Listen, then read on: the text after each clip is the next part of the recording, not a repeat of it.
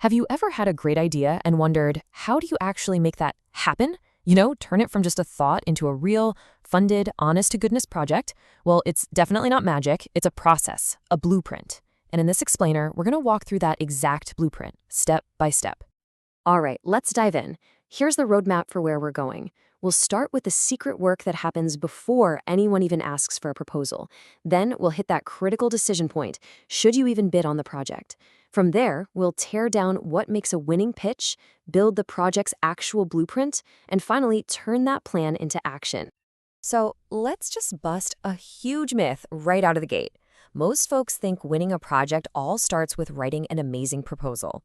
But the truth?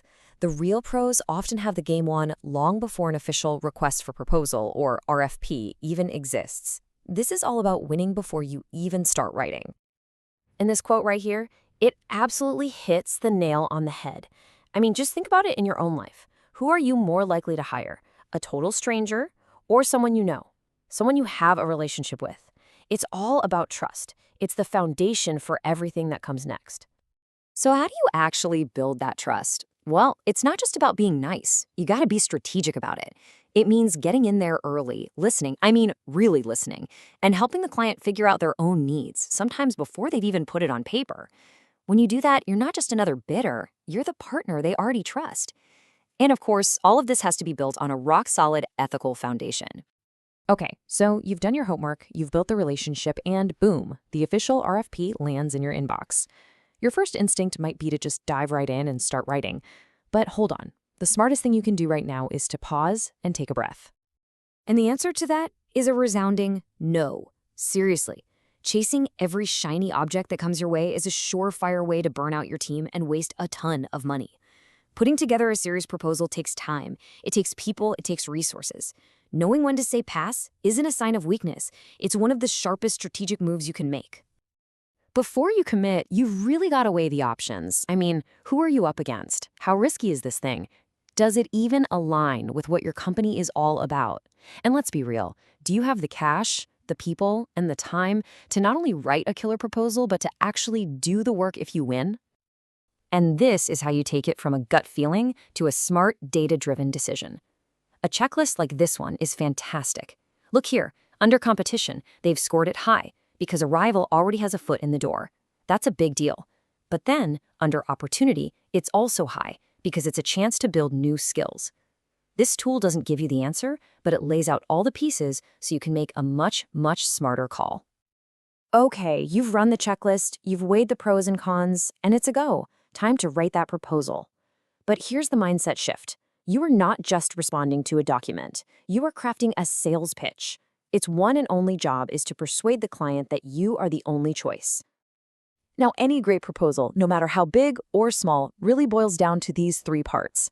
Think of them as answering the three big questions every client has on their mind. First, what are you going to do and why is it the right solution? Second, how are you going to do it and who's on the team? And third, what's it going to cost? The technical section is where you prove you are paying attention. This is you saying, we get it, we deeply understand your problem, and here's our brilliant, tailored solution. And the key is to always frame it in terms of the benefits to them. What's in it for the customer?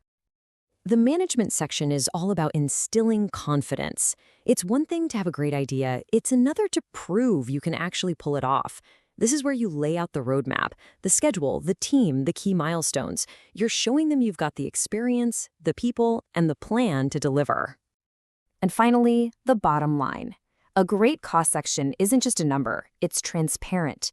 You break down everything, labor, materials, travel, all of it.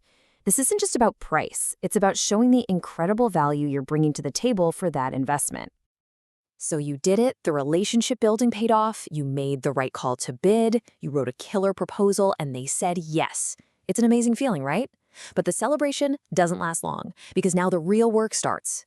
Turning those promises into a concrete, actionable plan. First things first, and this is non-negotiable. You have to lock down the project scope.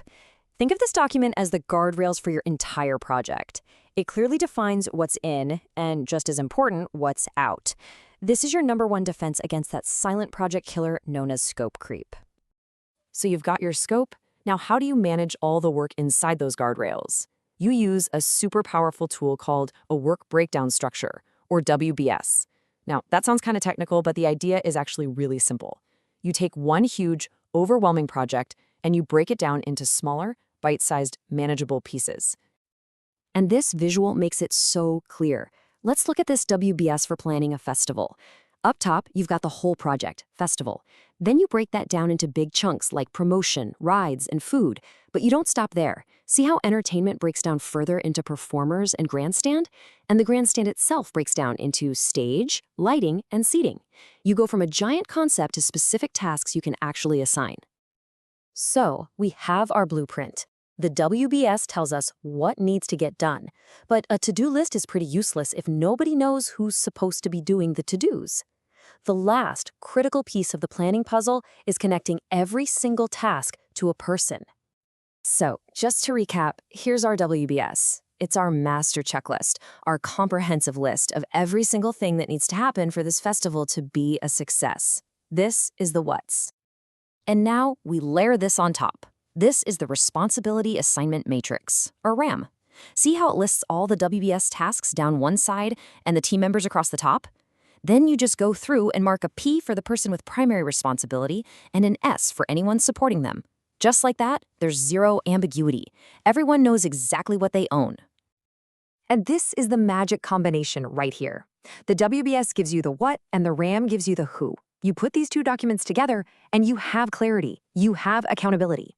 You have transformed a big plan into a set of clear assignments for your entire team. Once you know the what and the who, you can map out the when. This network diagram might look a little complicated, but it's really just a flow chart for the whole project. It shows you the logical order of everything, what tasks have to finish before others can start, and what things can happen at the same time.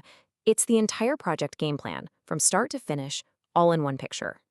So you've done it. You've followed every step perfectly. You have a rock-solid plan, a detailed breakdown, crystal clear responsibilities, and a logical schedule. Your blueprint is a thing of beauty. But we all know projects aren't happening in a vacuum. They happen in the messy, real world. Which leaves us with one final big question. What happens when your perfect plan gets punched in the face by reality?